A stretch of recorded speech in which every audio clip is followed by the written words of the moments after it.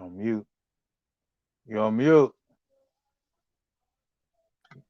Start on our HL Tuesdays. We are still and will always be the dopest podcast in the DMV. Yeah. We are presented to you all by the Harris Firm and Willpower Innovations. Mm-hmm. I am Aaron Rock alongside your boy Chief. In the building. We are in the building right now, in the cave as always. This is our second official episode of HL Interviews. We had guests on in the past as they joined the podcast on a particular show. But this is a new segment where we'll actually be sitting down and interviewing upcoming and established Black entrepreneurs, activists, educators, entertainers, politicians, etc. So just to learn more about them, their businesses, and how they plan to ultimately help, and if they are currently helping the Black community. Also, please check out our 4th issue of the HL magazine right now on IG at the HL magazine page. Thank you again for everybody who's been following us on Facebook, TikTok, and IG at the HL podcast. For those of you listening via podcast apps, we got all of our previous episodes are still available right now on iTunes, iHeartRadio, Spotify, SoundCloud. Of course, we got video up on our YouTube channel at the HL Podcast. And now we are available on the Roku platform, courtesy of our partnership with Politicking Broadcasting Facts. You can view this episode and more on the Politicking app. Download that now. Again, that's on Roku. Okay, that's on Roku. Shout out to our shout out to some of our Black-owned businesses that we haven't mentioned yet, who have been a part of our journey and part of our process. EEM, Visions That Transcend, Blackwoods Creators, EVAD Photography, and a special shout out today to the StreamYard platform as we are presenting live across all of our platforms that are available right now. So I'm gonna let Chief go on, take it away as we get this interview rolling. Y'all ready for who we got today? Man, today we got a very, very special guest. I mean, my man helped us out so much. He got us to where we are right now. Y'all might have heard us shout his name out a few times. We like to call him Sir Vaughn. Facts. You know, out there from Cali, man. He helped us out a lot with politicking, broadcasting, the forum, the podcast, all of the above. So we go ahead and bring my man in.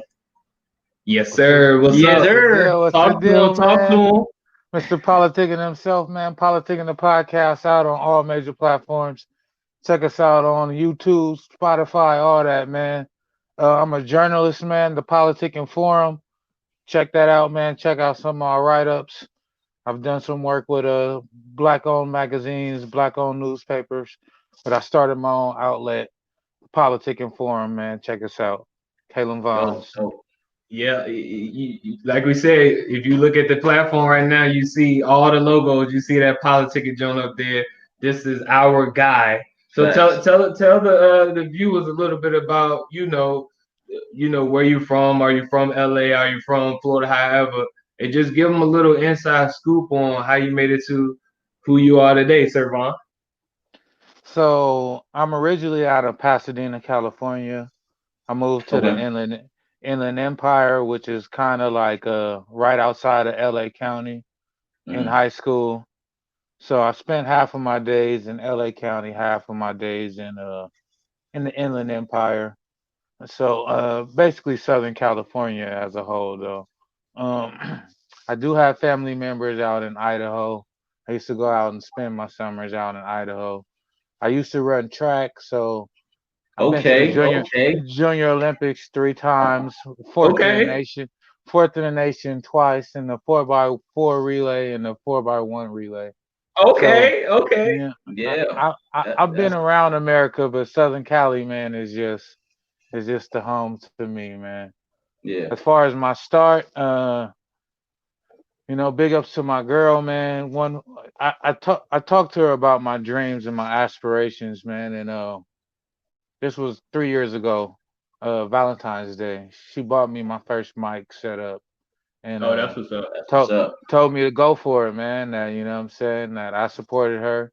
She was on the last leg of her college, graduating with her bachelor's in Okay, psychology. So she was like, okay. what I'm saying, now that I'm finishing up, it's your turn. So she That's bought what's me my up. first mic setup. I started the podcast out my living room table. What Mm. I'm saying, but once I look back on that, it was a lot of ignorance. Smoking, drinking. What I'm saying, turning it up, Hey, we all been screaming. there. What I'm saying. Back in those days, I didn't really realize my influence. What I'm saying. I didn't really think that people actually looked up to me, and I actually had an influence. So once Mm, I got my foot in the door, and I realized, like, what, we got to switch gears. We gotta teach. We gotta educate. We gotta Oh, inform. definitely, What I'm saying. definitely. So that's when the gears kind of switch on the type of content that I wanted to produce and put out. Man, that's what's up. I mean, and even our conversation was divine when we first linked up. What, maybe 3 months now? And we talked purpose. yep. That's Hmm. the first thing we talked. We didn't know you from a candy paint. You didn't know us from a candy paint. We talked purpose. So now that we're on purpose, what's the actual purpose of the politicking platform in general? Because yes, we are on Roku thanks to you, but I mean this thing can go to places that it's unforeseen. So tell the people the purpose of it, like what's behind it, why did you create it, how did you create it, all of that.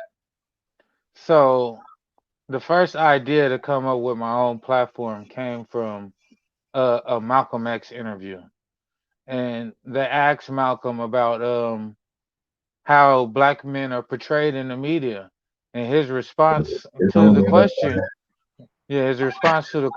was, I basically, that I don't care because I don't expect white media to paint a positive picture of black men.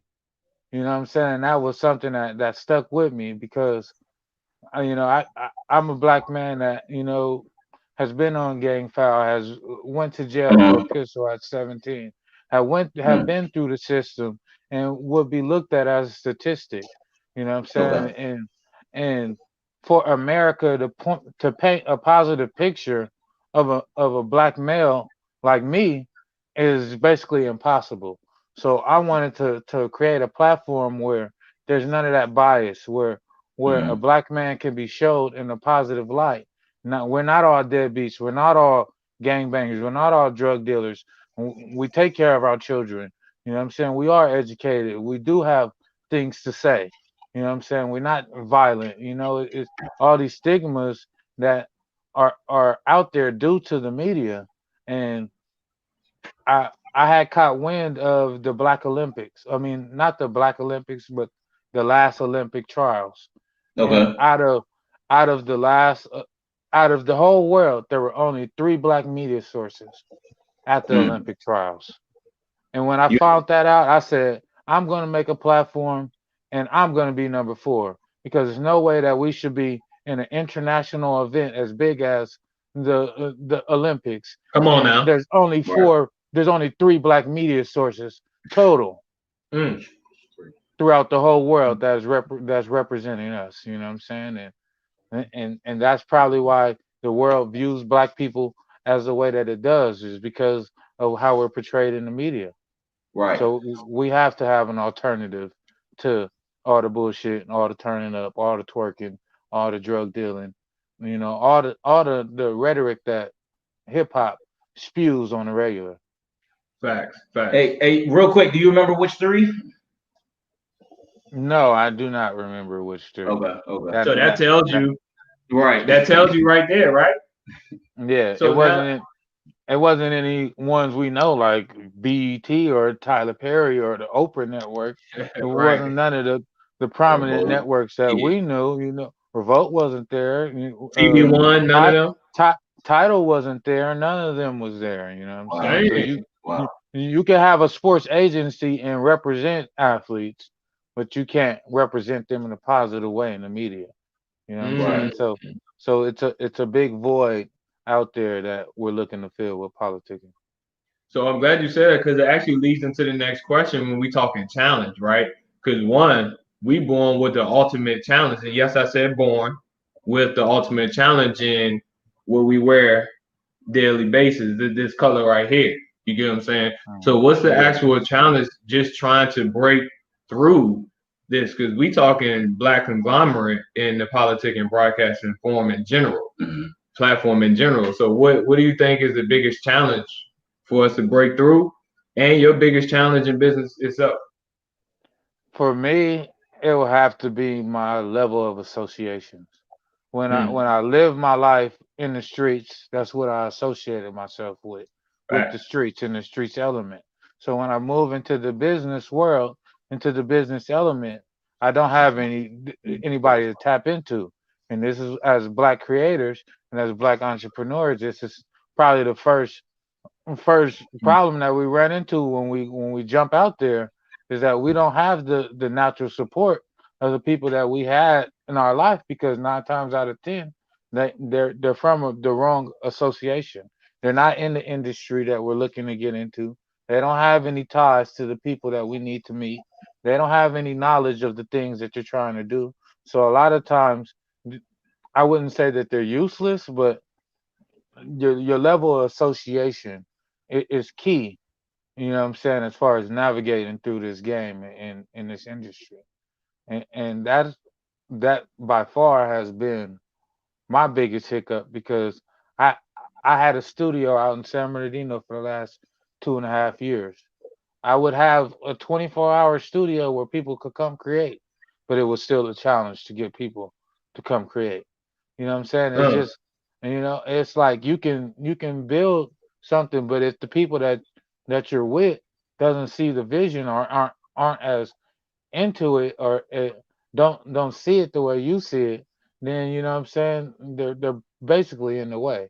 So one hmm. thing that I definitely had to learn firsthand is that everybody can't go, and that's Oh, just you can say facts. that again. You know what I'm saying? That's just facts. And it doesn't mean that they're not supportive. It doesn't mean that they can't be your friends or they have no place in your life.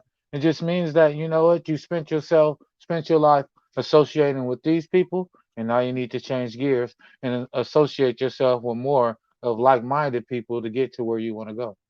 Man, I like to add, man, I'm glad you said that Facts. because we've actually been on this theory that we talk about all the time, which you spoke about Dr. Miles Monroe earlier. That's my guy. He calls it like the tree. You know, we are trees, all right, and some of us have roots. We need those roots where the roots go as far as wherever water is. You Right. know, they say that's why sometimes they only just chop the tree in half and leave the rest. Because if that Hmm. don't fall, it's dangerous. Because the root can split a tree and split a house in half. But some people are like branches, okay, in your lives where if God send a hurricane through, they may be strong before it, but after it, they gone. And then Hmm. some people like the leaves. They change every 4 seasons. You get what I'm Hmm. saying? And those are ones that, of course, they're gonna be here in the season, but you can't put all your investments, you can't put all your time in it because if you leave a dead leaf there, it drains all the nutrients anyway. You get what I'm Hmm. saying? So I'm glad you talked about the level of association. So let me ask you then, because now we're getting deeper into this. Because now we talk about planning. How do you plan on effectively utilizing the platform that you have to reach this audience of people who mind share is not with, the black folk? A lot of it is mind shares with Disney. A lot of mind shares with the ESPNs, the CNNs, and all that. Mm-hmm. You get what I'm saying? How can we or you effectively utilize this platform to reach your audience? Now, what I was referring to is level association. This is why I reached out to like-minded people like yourselves and went into partnerships and associations with people like yourself because we're out there and we're doing the work. We're just not connected.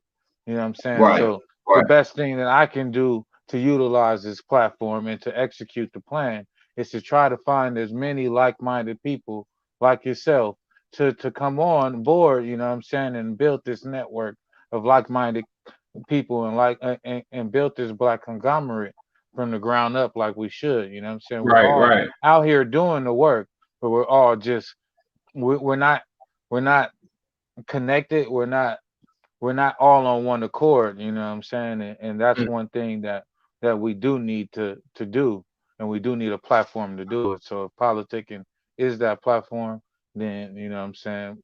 God be the will. Let's do it.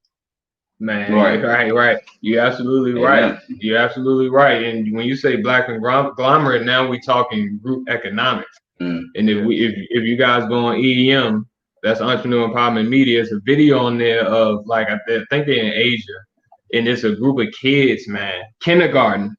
It's a whole group of them in a circle. They just bouncing. Everyone got two balls in their hand bouncing it. Then they bounce it 4 times and then move on to the next balls. Pause like the next two balls, and they're doing that simultaneously for like 5 to 10 minutes straight. That's the epitome of group economics. That's like that black dollar staying in the same circle for however long. You get what I'm saying? Mhm. So is that what you're saying? Like we need to start to push this black conglomerate, that group economics kind of feel thing? Exactly. So one of my favorite lines from Nipsey Hussle was in his victory lap, and he said, "I'm integrated vertically. Y'all niggas blew it. And this ain't the whittle rap you niggas used to." He's talking Uh, about how him and his team have all grown together, and now they reached the point where they don't need to outsource for anything because they vertically integrated. I have the mm, cameraman within I have the marketing within, I have the finances within, I have the mm, talent within. So now I don't Preach. have to go to any outside sources to get anything done. So when I do go do a partnership with Atlantic, it's truly a partnership because I don't need you for anything. I'm already producing my own, and it's already Woo. fruitful. You know what I'm Woo. saying? And that God wants us to be abundant. He doesn't want us to be poor. He wants us to be fruitful. He wants mm. us to spread our wings, you know what I'm saying, and help others. And that's the basis of my business model is vertical integration. That cameraman that I'm working with right now might not be A1, but after 30 shoots, his Right. quality is gonna be 100 times better than the first shoot. And You guess got to what? put them in the Now, game. Right. exactly. And now, guess what? Now he's getting $1,000 a music video instead of 200. But guess what? I'm still getting my music video for 200 because I've been with Easy. him since day one. And that's Easy. Right. what vertical integration can do for our community. And that should be the basis of our community going forward because we have a lot of people and a lot of talents, a lot of educators, but we're not connected. And we need to form that that that network to keep each other rolling. You know what I'm saying? You go to you see like black people on red carpets. Their whole PR team be a bunch of white people. It's people that do style. It's black stylists out there. There's black publicists out there. You know what I'm saying? There's black accountants out there. So you don't have to go put your money with the Jewish guy. There's a black Mm. accountant out there that you can go account with, but we're not easily found. You can't just Google black accountant and find a list of them. Yeah, So right. you know what I'm saying? So Right. it's all about exposure when it comes to our people and our services. You know what I'm saying? We don't get enough exposure from the mainstream media and social media, and all of these different outlets are built off algorithms, and the algorithms are never going to highlight black positivity, you know what I'm saying, without some dollar signs being thrown at it. So, Mm. you know what I'm saying? This is the hurdle that we're challenged with, but I accept the challenge. Oh man, you better speak to him, Right. man. You better hey, you better speak to him. So I ask you this then, since that was amazingly well put answer, man. Like that was from the heart. So I ask you this, since we were on talking Black conglomerate, how did you go about, of course, finding us, but any other potential partnerships? How did you go about actually finding them to build this platform? And so a lot of big media agencies, they use SEO to search criteria to find certain content creators. So I followed their same playbook. I wanted to look for positive Black content creators that educated. You know what I'm saying? I found you guys through the podcasting while Black. You know what I'm saying? Search through Instagram. I found you guys. I checked out your content. After Huh. listening to an episode, I said, you know what? You know what I'm saying? It's not about the following. It's not about the numbers.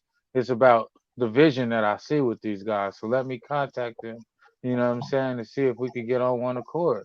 And the rest is just history. You know what I'm saying? So I usually just you really I vet everything. I'm a journalist by trade, so Mm. everything I do has to be vetted. So I Yeah. don't just go off of not knowing. You know what I'm saying? Yeah. I don't watch TV. I listen to a lot of audiobooks and chase information because you know what I'm saying. As a CEO and a boss, it's my job to know what others don't. You know what I'm saying? So I try to stay in the loop and try to find as many like-minded people. You know what I'm saying, to work with as possible. I think it was a Frederick Nietzsche quote that said, "A man convinced against his will is of the same mind state." Meaning, if Uh, I get you to do something that you don't want to do, even if you do it, you're in the state of mind that I don't want to do this. So I mm. don't want to deal with anybody that first first conversation. If you ain't on board, and then I got to keep it pushing because I'm like I feel like Harriet Tubman. You know what I'm saying? Mm. Mm-hmm. You know what I'm saying? Yeah, I I remember that can't part of the try movie. I I can't try to convince all y'all. I'm here Yeah. right now. Whoever ready to go, let's go. And if not, then She, I gotta keep it pushing. right. She You know said, what I'm "I'm saying? the leader." So I've done this how many times? Right. I'm the leader. So if whatever I say goes. She said, "My name is Harriet from here on out." She and she Woo. Hmm. and she al- and she also said that she freed over 1,000 slaves, and that she could have freed 1,000 more had they known Hmm. that they were slaves. Mm. Hmm. Mm. That's a mind thing, right? Because Exactly. staying on this subject, like I like to do biblical implications, and we talking Moses. The trek from Egypt to the promised land would have only been a month, 35 days. However, God made them go through 40 years. One, we still didn't make it, but he made us go 40 years to get that Egypt up off of us because Egypt was behind us, but still here. It's a Hmm. mind thing at this point in at this juncture, right? Because a lot of us have the ideas, but that curriculum, you get what I'm saying? The powers that may be, how they getting us up here, dog. When we sleeping, they got us. That unconscious Mhm. world. When we driving, they got us. So let me ask you this then. While we're kind of switching into politics now, huh? How we want to get your mindset on the Biden Harris? Like, what do you think about that? Do you think they can win in this America that we're in right Uh, Honestly, to be honest with you, I am not a fan of Biden or Harris.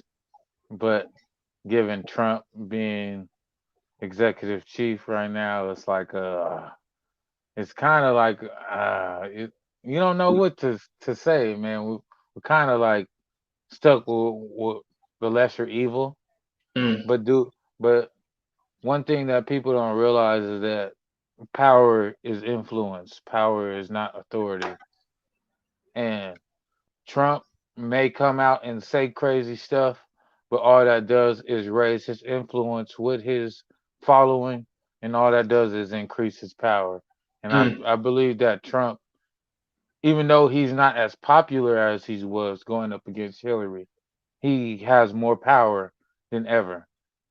And mm, that is going to equate to him winning this election again.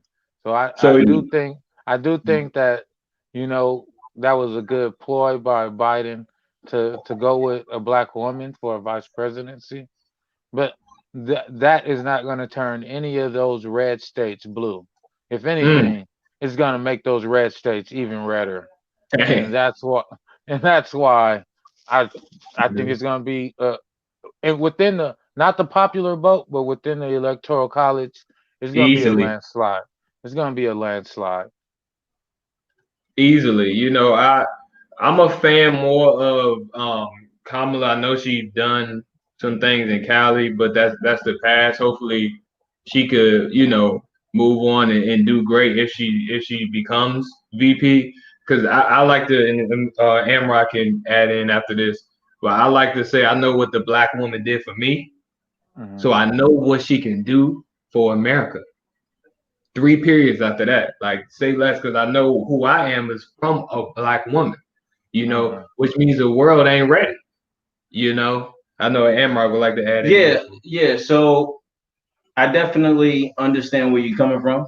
Um, especially with we don't call him by his name. We call Yeah. him 45. But You see, I didn't but, say his name neither. yeah, I mean it's definitely a difficult situation because we, especially as a minority, understand that Trump is not for the minorities, not for uh, people of color, specifically Black people. He's not for women. Um, he is not for the elderly. He's not for the mentally incapable. Um, Mm, and this is what makes up America. So how can one person lead our nation, which is supposed to be the most powerful nation in the world? mm, And yet he is so biased with his thoughts. He's so bigot with his thoughts. mm, Yeah, it's going to be very difficult. But again, America is 65% Caucasian. So, mm. Mhm. so that kind of definitely with what you were talking about stirs everything in Trump's direction. And like you said, with the electoral college, which we talk about all the time, who are these people? Where are they? Right? Um, who? What people make up the electoral college, and do they have the same type of mindsets that a Trump has, that a Reagan had in the past, that a Nixon had in the past, Mm. a Woodrow Wilson had in the past, all these different presidents throughout history. Um, so yeah, it's again, and I don't totally believe in the vote either. Yeah. But at the same time, if that's what we have to utilize to potentially get this man out of office, like you You said, the see, lesser of the two evils, then that's what we have to do. Yeah. now, Nancy Pelosi is the reason why Trump is still in office because she took it personal, man, with the whole Mueller report and then the whole, you know what I'm saying, the rigging of the election and then the whole impeachment. If you would have just saved all of that and put all of that into your articles instead of trying to attack them individually, you probably would have got Trump impeached. But because you attacked him on each individual instance individually, your case Mhm. wasn't as strong, and he beat Right. all of them. You know what I'm Right. saying? Yeah. So, you know what I'm saying? So if there would have been, if that articles of impeachment would have included the Mueller report and the Russian report about the elections, along with the misconduct and abuse of power, then the impeachment would have went forward. But because her hate for Trump was every time she had a little something on him, she want to put it out there and try to attack him with it, and it's all at the detriment. And now, you know what I'm saying? He didn't beat impeachment, he done stuck his chest out, and now Mm. he's more popular than ever.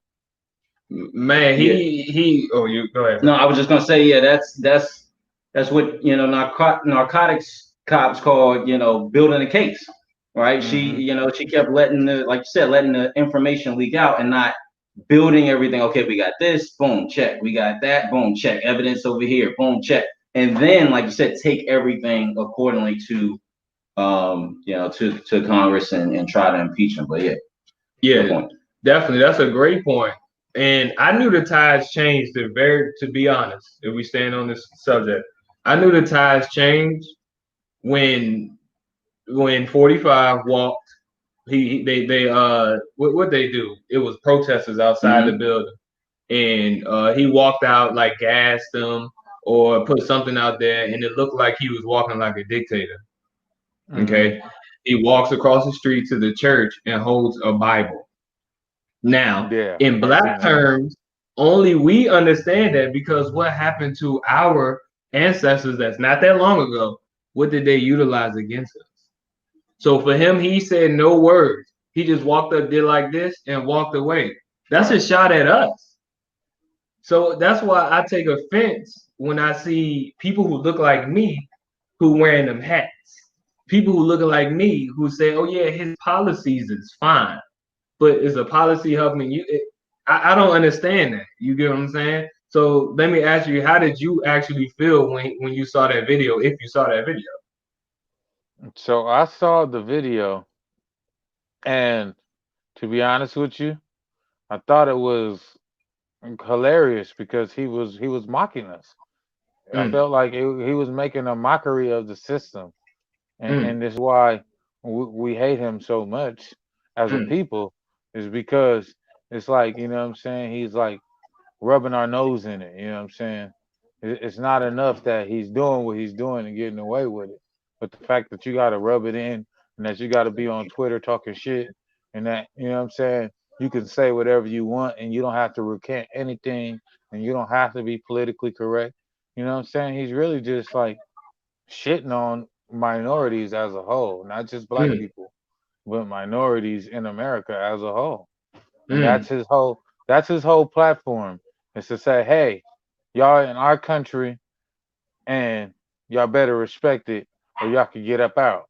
And, Man, and that's kind of his stance as far as his political views. mm. Yeah, that I feel that 100%. He made it known to me, like you said, when that video, I wasn't even disgusted and I wasn't even surprised. I literally Hmm. was like, "How dare you?" Right. Hmm.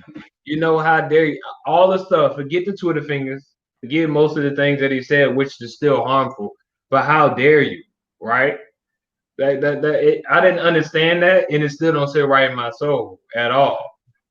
And Like then after the shooting in what was that in Wisconsin, Mm. Kenosha, the yeah. Yep. yeah, during the riots, the white boy Kyle Rittenhouse shoots three protesters and kills two, and he comes out with a statement defending Kyle Rittenhouse, but he had nothing to say about the black man being shot 7 times Mm, in the back.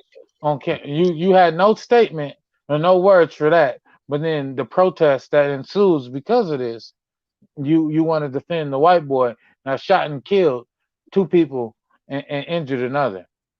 man, you absolutely right. Which is a great moving on segue into the next subject about police brutality, which LA has a big history. We talking watch riots and all that against police, brutality in Rodney King and everyone else who looks like Rodney King. Like how is the climate in LA right now? After the Kenosha shooting, after any kind of shooting, really at this point, how is the climate LA right now? Honestly, it, it's a bunch of fake pro blackness. To be honest with you, on the scenes, everybody screaming Black Lives Matter and this and that, but then when we leave the scene and we go back to the block, everybody gang banging, everybody's still killing each other, everybody's still going to these parties and kicking it. You know what I'm saying? Ain't nobody eh, donating no real money or no real assets towards any change. There hasn't been any legislative, there hasn't been any new groups that were organized because of this. So you there it's just all cap Mm, from where I sit. I mm, don't really see no. If there's people out there that's really doing stuff besides food drives and uh community events. I mean, that's all fine and dandy. Oh yeah, this is a black-owned community event where black vendors can come out and we have performers. And why does everything that black people do have to include entertainment? Like Right. we're more than entertainment, and this is why we're here in America is to entertain at this point. We built America, and this is the only purpose that white people have for us in America is to entertain. So when everything we do falls under entertainment, it just you know what I'm saying pushes the white person's rhetoric even further. You know what I'm saying? Mm. Everything can't be solved with Mhm. entertainment. Agreed. Now, quick question, real quick. So, what do you say to the white liberals Mm. who are, or the people, or the white people who are not quote unquote racist, who are somewhat out there protesting and marching with the black people that are out there marching? What do you say to them? How do you feel like they can effectively help? Because they're not helping when they're out there protesting with us. I mean, especially within the DMV, when everything happened with Breonna Taylor and Ahmaud Arbery and the other gentleman, I can't think of his name right now. But I think it was around in June. Um, we have protesters out here, hitting the streets, hitting Connecticut Ave, hitting U Street, etc. But it was a mixed crowd, Mm. and some of those white people were the ones actually doing the vandalism. But Mm. then, of course, media has it where black people were the main ones doing the vandalism because it's technically supposed to be a black protest against police brutality. Mm. So, but how do you feel like again the white people that want to be out there and protest and help? How do you feel like they can effectively help the black community, I mean, if at all? If at all. after 400 plus years, the state of black people is on black people in America, and it's flattering that they want to help and they want to do their part, but at this point, you know what I'm saying, it's at our own detriment. So we can't encourage it, we can't lean on it, and we can't expect it. You know what I'm saying? We have to fix us. One thing, Ice Cube, you know what I'm saying? I'm gonna touch on this on my podcast tomorrow.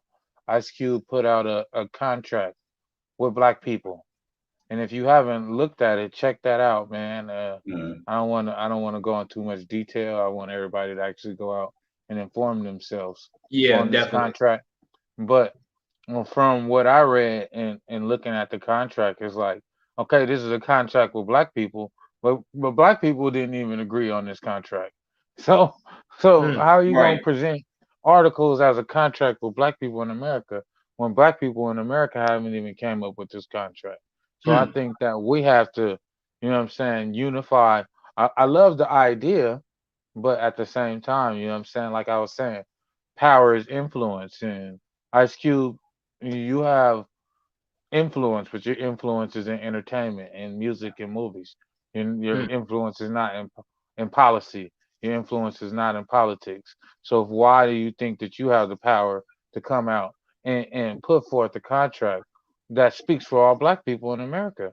You know what I'm saying? Like when Diddy comes out and he tells you vote or die, and we gonna hold the black people vote hostage, everybody looks at him like you do not have the power or the influence of black people to tell us what we're doing politically.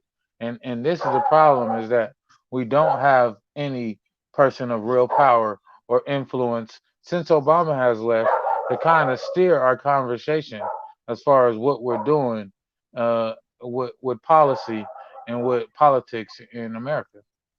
Man, agreed. And once again, we going back into the mind thing. Back in slavery time, if we all met up in one spot, guess what happened? Hmm. So that's in our mind so much that we have yet to have a Sunday meeting about what we truly need as a people, Hmm. right? We not coming together, so we got, like you said, 900,000 people that look like us making different rules. Like even the March on Washington, it was like 5 of those. Mm-hmm. You know, everyone is doing their, once again, like you said, own thing. But then a lot of people will say, you know, why do we always reach back to talking about the slavery stuff? Well, because that stuff is what we call epigenetic. It's with us at all times. I can still feel the pain from my grandfather's grandfather because that time wasn't that long ago. Facts. You get what I'm saying? They took it away from us when they said, if you meet up, all of you guys are gone. You know, so that's why we still haven't had a meeting. Have you? Have you sat in a room with Diddy? Have you sat in a room with all of our black leaders to figure out what we truly need? Because I get it, Diddy is black, all of our black leaders are black, but a lot of them on a level up here when we still trying to get there. You get what I'm saying? So how do you feel about, you know, not having that truly one band, one sound meeting?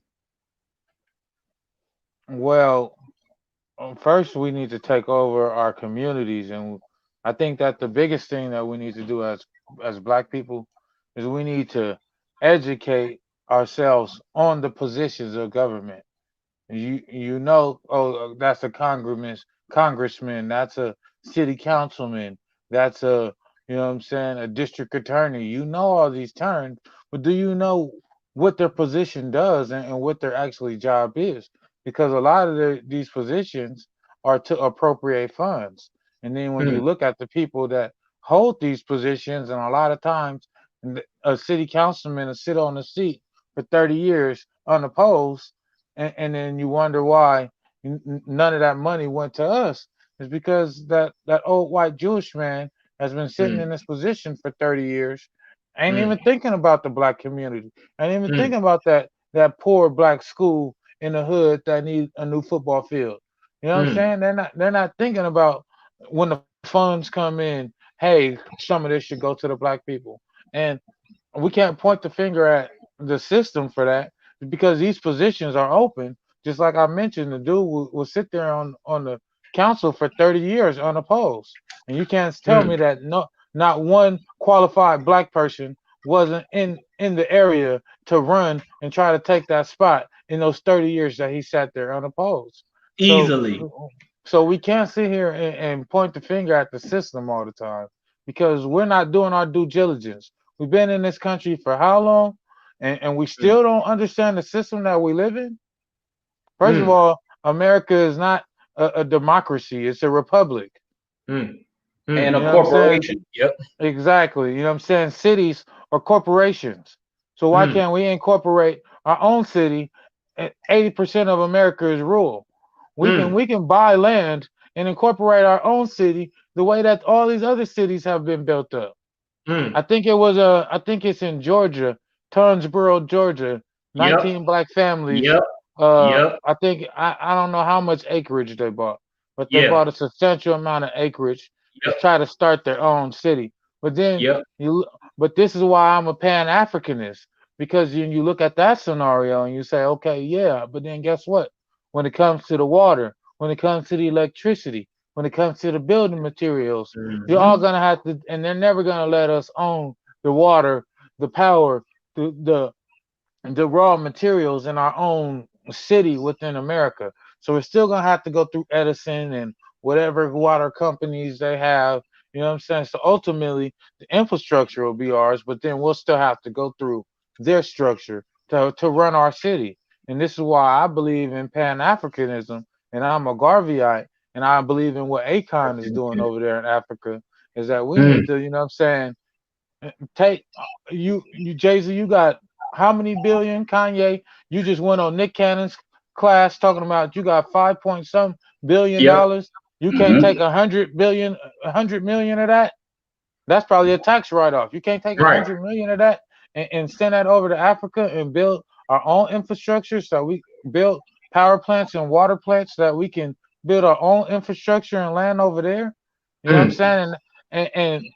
And shout out to uh Chadwick Boseman, man, and the Black Panther, man, R.I.P. Yeah. be, be, because that was what Black Panther was all about. You know what I'm saying, about killing this separation between Black Americans and Black African Americans, I mean, and black Africans, and that we need to realize that we are one. And until we unify in this world, we're always going to be oppressed by the others of the world. China is over there buying up all of Africa. If one thing that you don't know, it's a mineral called coltan, and it's the thing that allows you to recharge your lithium batteries. So, and Yep. this is a mineral that's found in Africa. So when Ryan Coogler in there wrote up Black Panther and they're talking about vibranium, it Yep. absorbs energy and then retransmits it. They're Yep. talking about a real mineral in Africa that's called coltan. And this is Yep. why China's all in Africa right now because they're raping the land for the coltan because all the electronics come from China. Yep. You know Yep. what I'm saying? Like, as black people, we're sitting on the richest land ever, and we're over here crying about America.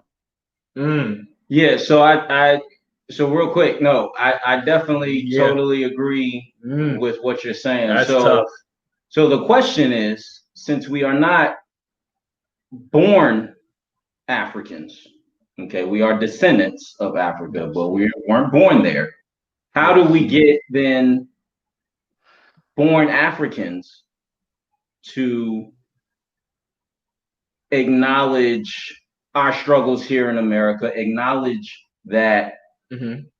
we would like to build a city like Akon is doing. Now, I believe he's from Africa. He's Yeah. from Yeah. Yeah. Senegal, Yeah. correct? Yeah. Yes. So he has that foot in the door.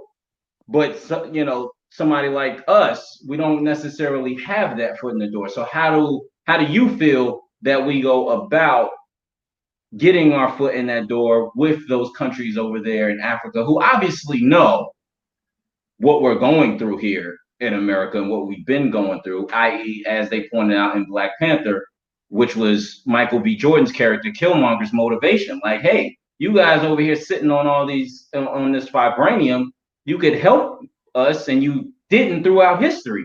So Mm. so how do we get the support? How do we get our foot in the door with those African nations?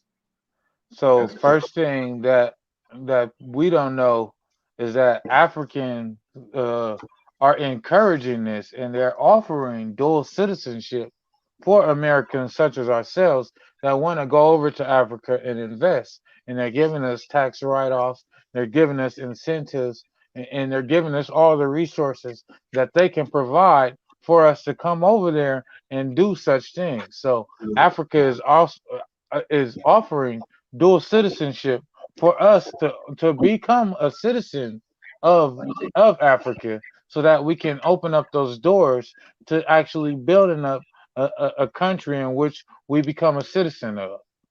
Mm. And so, you know what I'm saying? So dual citizenship is the answer to that question that you just asked me. And as far as black people in America, I feel like we're the only ones that don't dabble in that. You know what I'm saying? The Chinese American, they might be born in, but they go back to China every summer. They're frequent. You know what I'm saying? Most 9 times out of 10, they get dual citizenship back at their home country. But because we were brought over on slave ships and we were never meant to be citizens in the first place, we don't even consider dual citizenship with Africa, which has been raped and colonized the whole time while we've been, you know what I'm saying, enslaved over here in America. And they also, by bringing us over there on the slave ships, what do? Disconnect us from where we're actually from. So we don't Mm-hmm. have that ability, like you said, the Asians do. They know they're from China, they're from Japan, they're from Indonesia, they're from one of the stands, Afghanistan, whichever, India, etc. Europeans, they can always go back to France, to Spain, to Amsterdam, to the Netherlands. South Americans, they can always go back to Brazil or Argentina, Right. etc. Black people in America, that's what they did. When they did it, they cut us off from that. So again, like a Akon, for example, and everybody knows that he's from the nation of Senegal, so he can always go back there. Drake, he can always go back to Canada whenever he wants to. So, again, I get what you're saying. It's just then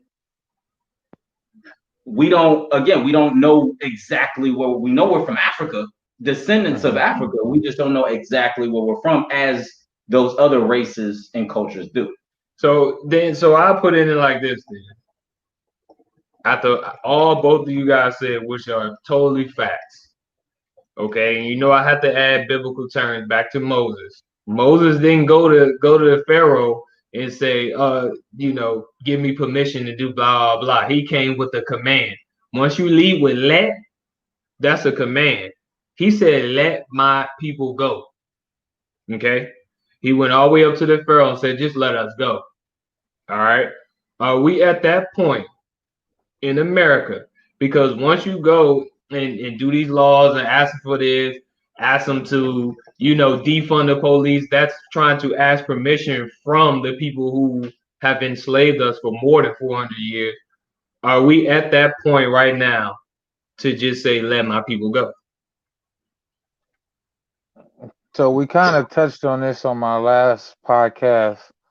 It was labeled "Stay Dangerous," and what that is a mentality of, what I'm saying, we got to move from the stay safe defensive mindset to the, what I'm saying, to the offensive stay dangerous mentality, meaning that, what I'm saying, at this point, the fact that we're even asking somebody for anything is the reason why we're not getting anything at all. You know what I'm saying? We're way past the Million Man March where we can ask for a civil rights bill. That's not going to be done again. You know what I'm saying? And even if we pull off and they write up the legislation, it's just going to be the white man giving black people in America what they think we should have.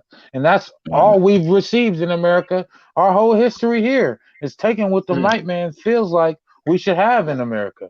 And that's why we're beyond the point of asking for anything. If you don't want the police to be defunded, then we have to stop the crime in our own neighborhood. So let's police ourselves first, so that the police presence is not needed. But you can't go sell crack on the corner and tote guns and scam, and then wonder why there's a police presence. You know what I'm saying? That's a direct contradiction. So as black people, we need to decide: is we slanging and banging, or is we educating and we moving forward? Because, you know what I'm saying, if we slanging and banging, then I don't know what none of this protest is for. You know what I'm saying? If anything, niggas lost money. Niggas coming out slanging and banging. Man, I hear you, man. Especially when they say Black Lives Matter. I have nothing against the movement. It's just the word matter. Because black and lives we get, but matter they don't. They know what black is, they know, but matter is a feeling. Okay, so that's where it draws the line. As soon as we say matter, you notice that it goes crazy after that, because matter is a feeling. Now they have to feel that our lives actually matter, and that's not gonna happen, right? So we are, once again, I think as a collective, I think it is the time to say, just let my people go at this point, so we could just take that trek through that desert again on everything. But still, after slavery, when the plantations closed down, guess what? A lot of the slaves stayed back to be indentured servants. Yep. You know what I'm saying? So even if that was the agreed upon stance, 80% of the black people are going to try to stay with the status quo anyway. So why? And this is why I go back to that Nietzsche quote: "A man convinced against his will is of the same mind state." As black people, we can't sit here and worry about the nigga that still want to slang and bang, because it's at our own detriment. We got to worry about the ones that's ready to go and ready to get to it, and let's organize us, and let's do something of real value, instead of spinning around trying to convince people that aren't gonna never be convinced anyway that the time is now. Facts. Agreed. Definitely. Well, that ends our interview section. of the show. So we definitely thank you for that. Definitely thank you for taking part in that interview. Thank you, Chief, as always, for presenting this interview, man. Appreciate Definitely it, appreciate it. Appreciate y'all. So for everyone who has listened to our podcast, the HL podcast, we have what we call top five segment towards the end of the show. So with our HL interviews, we want to do what we call a quick five, right? So we want to just ask you some questions, 5 questions, and just give your quick, honest answers on each question. All So right. Yeah, get ready. right. So first up, who has inspired you to do what you do? And well, excuse me, what you're doing right now? Who has inspired you the most? I would have to say Malcolm X by far. Okay. Just the fact that, you know what I'm saying, Malcolm X from Malcolm Little, you know what I'm saying, just to the transition from, you know what I'm saying, being who who society told you should be to becoming the person that you wanted to be. You know what I'm saying? And never yielding or you know what I'm saying, compromising yourself no matter what the scenario. You know what I'm saying? Even when he had beef with Elijah Muhammad, you know what I'm saying? He still stayed true and held his own integrity. And that's why he, you know what I'm saying, motivates me more than anybody's because, you know what I'm saying, staying true to yourself, no matter what the scenario, no matter what the danger, no matter what people saying, you know what I'm saying, is just a true testament to, you know what I'm saying, true leadership. Mm, Okay. Great. So next, which other than Malcolm X, which celebrity or public figure that has passed on would you like to meet with? Hopefully, talk about strategies, talent, history, entrepreneurship. Which public figure would again, who has passed on, would you wanna meet? I mean, I can't narrow it down to one, so I'll have to say two. I'll have to say Okay. Marcus Garvey and Booker T. Washington. You know what Okay. I'm saying? Okay. Marcus Good. Garvey just for his whole Pan African mindset. You know what I'm saying? Just to tap in to his thought process behind the Pan African movement. You know what I'm saying? It's just something that I would love to do. And as far as Booker T's resilience to sneak away, you know what I'm saying, disguise himself as a free man, educate himself, learn to read, and pull off all the things he did, is just a testament to a real resilient uh, individual that wouldn't be stopped by anything. You know what I'm saying? There's certain people that no matter what era they're in, they gonna do great things. You know what I'm saying? I believe that Booker T was one of those mm, people that transcend time. You know what I'm saying? mm. Greatness was just within him. Yeah, Appreciate that answer, man, man. that's Yeah, dope. Marcus Garvey's on my list as well. Yeah. Um, next, what is your favorite curse word and why? I will. Had I, to throw in a little funny one in there. I think we'll have to be fucked because it's not something that you just use. It's typically like real emotion Yeah, attached to behind the fuck. So a lot yeah. of times when it's used, it's used to relieve real frustration or relieve the moment. You know what I'm saying? So sometimes you see something, he dunked on him, and you like fuck, or you know what I'm saying, or you can't find your keys and you running late for work, and you're like fuck. You know what I'm Right. saying? So I feel like it's the curse word that has the most emotion attached to it. You know what I'm saying? Yeah, and it's also one that you can, like you said, use in almost every scenario, right? Mhm. Uh, all right, Oh so man, that's funny. the fourth one, describe 2020 Mm. in your own words. Woo. Uh, I would have to say Destiny. Mm. Okay, why? Um, Why? At the beginning of this year, I had moved out of my studio and I was partnering to open up a co-working space. Hmm. Uh, Opportunities for journalism started to open up for me. I had HBO, I had the Sundance Film Festival, I had XFL, I had some NFL stuff, some UFC stuff.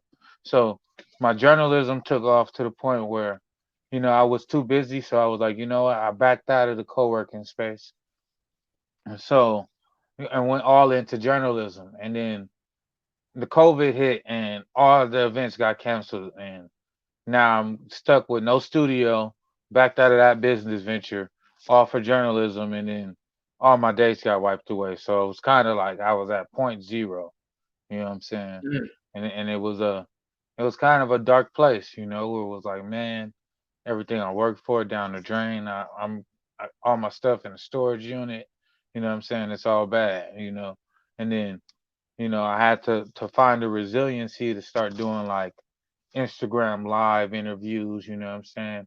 Finding Yeah, software like StreamYard that I can, what I'm saying, go live and stream, and I had to really pick myself up and get my morale back going, what I'm yeah, saying, as far as finding my purpose throughout this COVID stuff. And what I'm saying? And then I was I was asked to be a part of a Roku channel a little over 2 years ago. And that's why I was privy to the platform. So when I got a opportunity to get my own platform, I felt like it, what I'm saying, it was destiny. And what I'm saying, God put me all through all that, what I'm saying, to put me right here so that I could live in my purpose. mm. Amen. Yeah, Amen. definitely. Finally, for the last question for our quick five, what and or who do you pray for the most? Um, I would have to say my siblings Okay. because I'm a middle child and my older brother and my younger brother, as far as what I'm saying, mm, it, we just have a certain relationship, you know what I'm saying? And I see them going through their own trials and tribulations. And emotionally, they're not as strong willed and as strong minded as me. So I just Mm. pray for, I pray for them to have the same strength and the same will to, what I'm saying, deal with the things that they're dealing with and to face life with the same tenacity that I approach it with. You know what I'm saying? It's like, what I'm saying? Even when I can't be there for them, what I'm saying? I pray that, what I'm saying, my strength strengthens them, what I'm saying, to keep going. That's dope, bro. Dope, dope, dope. Definitely appreciate that, man. Definitely appreciate that. Well, great.